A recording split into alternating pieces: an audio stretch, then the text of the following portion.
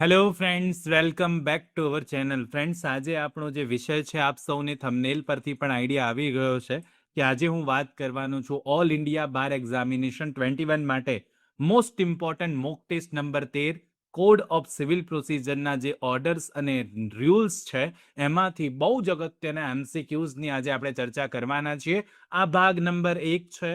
આવા જ ભાગ બીજા પણ આવવાના છે. તો ફ્રેન્ડ્સ, જે પણ કોઈ સ્ટુડન્ટ્સ ચેનલ પર નવા છે, પ્લીઝ ચેનલને સબસ્ક્રાઇબ કરી લો, બેલ નોટિફિકેશન આઇકોનને ઓન કરી લેજો, જેથી આવનારા ખૂબ જ અગત્યના વિડીયોઝના નોટિફિકેશન આપ સૌને સૌથી પહેલા મળી જાય. બિલકુલ સમયને નહીં બગાડીએ, શરૂ કરીશું આજનો વિડીયો.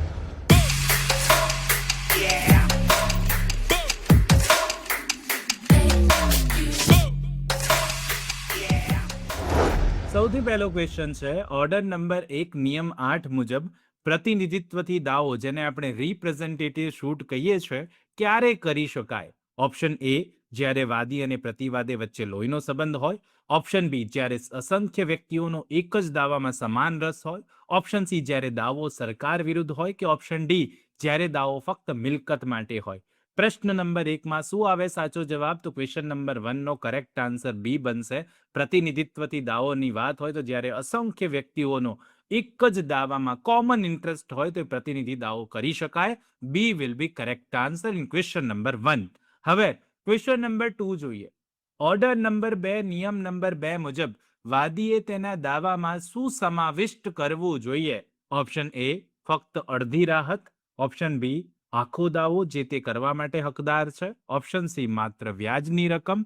કે ઓપ્શન ડી, ભવિષ્યમાં કરવાના દાવાઓની યાદી.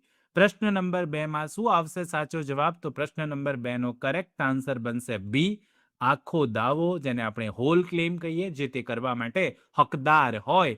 બી will be correct answer in question number 2. Question number 3 જુઓ હવે. ઓર્ડર 5 નિયમ 20 હેઠળ સબસ્ટિટ્યુટેડ સર્વિસ એટલે કે વૈકલ્પિક બજવણી ક્યારે કરવામાં આવે છે? જ્યારે પ્રતિવાદી જેલમાં હોય, જ્યારે પ્રતિવાદી જાણી જોઈને સમન્સની બજવણી ટાળતો હોય, જ્યારે વાદી વિદેશમાં હોય, કે જ્યારે સમન્સ ખોવાઈ જાય ત્યારે. તો પ્રશ્ન નંબર 3માં ઓર્ડર નંબર 5 સીપીસી નિયમ નંબર 20, જ્યાં સાચો જવાબ બને છે વૈકલ્પિક બજવણીની વાત હોય તો જવાબ બી બને. જ્યારે પ્રતિવાદી જાણી જોઈને પોતાના પર સમન્સની બજવણી ન થવા દે, ટાળતો હોય, ત્યારે વૈકલ્પિક બજવણી થઈ શકે. પ્રશ્ન નંબર 3માં સાચો જવાબ બી આવે. પ્રશ્ન નંબર 4 જુઓ. ઓર્ડર 6 નિયમ 17 મુજબ પ્લીડિંગ્સમાં સુધારો ક્યારે કરી શકાય? ફક્ત દાવો દાખલ કરતી વખતે, કાર્યવાહીના કોઈ પણ તબક્કે, ફક્ત ચુકાદા પછી, કે ફક્ત અપીલ દરમિયાન?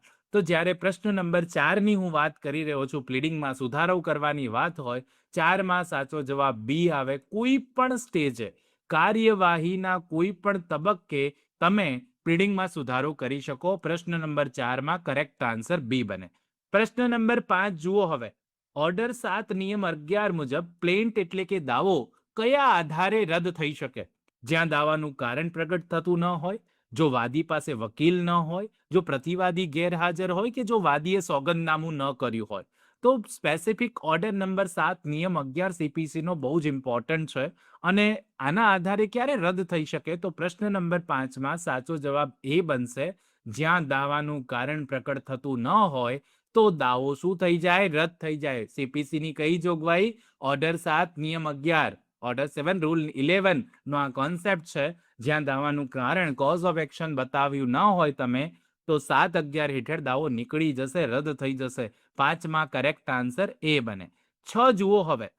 ઓર્ડર નંબર 8 નિયમ 1 મુજબ પ્રતિવાદીએ સમન્સની બજવણીના કેટલા દિવસમાં લેખિત જવાબ રજૂ કરવો જોઈએ? બહુ જ અગત્યનો પ્રશ્ન. 15 દિવસમાં, 30 દિવસમાં, 90 દિવસમાં, કે 60 દિવસમાં?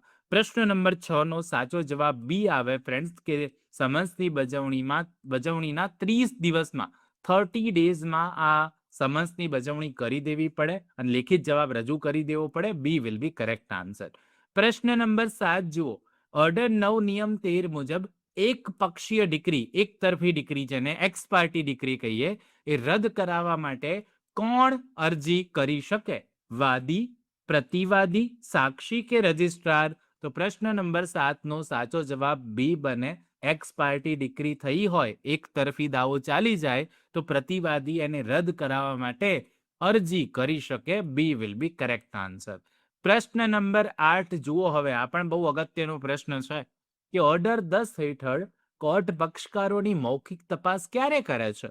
સાક્ષીઓની તપાસ પછી, પ્રથમ સુનાવણી વખતે, ચુકાદો આપતી વખતે કે અપીલ વખતે?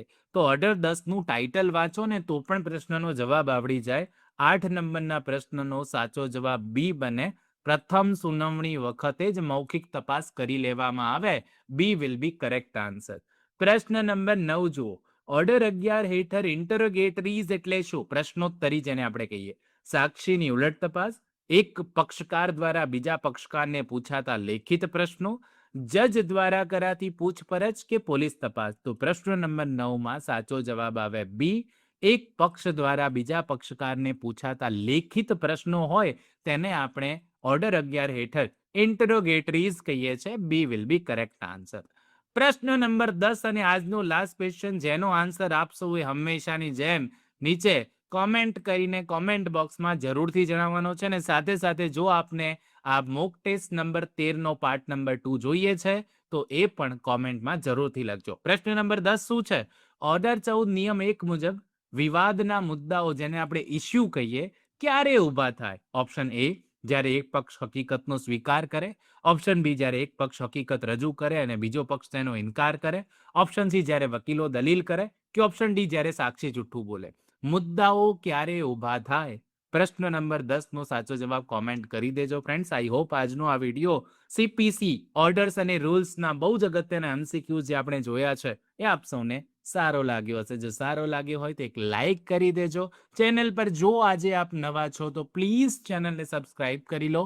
બેલ નોટિફિકેશન આઇકોનને ઓન કરી લેજો જેથી આવનારા ખૂબ જ અગત્યના વિડીયોઝના નોટિફિકેશન આપ સૌને સૌથી પહેલા મળી જાય. તો ફ્રેન્ડ્સ, મળીશું નેક્સ્ટ વિડીયોમાં. ત્યાં સુધી જોતા રહો અમારી ચેનલ રિયલ એજ્યુકેશન કેચિટ. ખૂબ ખૂબ ધન્યવાદ.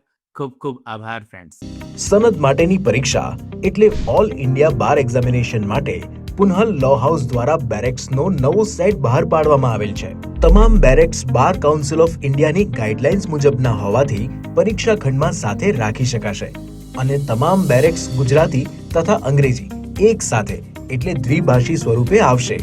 આ સેટમાં આપને બેરેક્સ ઉપરાંત પ્રીવિયસ પેપર સોલ્યુશનની બુક પણ સાથે મળશે. ભવિષ્યમાં વકીલાતમાં તથા સિવિલ જજની પરીક્ષામાં પણ આ જ બુક્સ ખૂબ જ ઉપયોગમાં આવશે. બેરેક્સ કોમ્બો સેટમાં તેમજ છૂટક પણ મળી શકશે તથા વ્યાજબી ડિસ્કાઉન્ટ સાથે ફ્રી હોમ ડિલિવરી પણ કરી આપવામાં આવશે. વધુ માહિતી કે ઓર્ડર કરવા માટે સંપર્ક કરો પુનઃ લો હાઉસ 9825986757 www.punhalawhouse.com.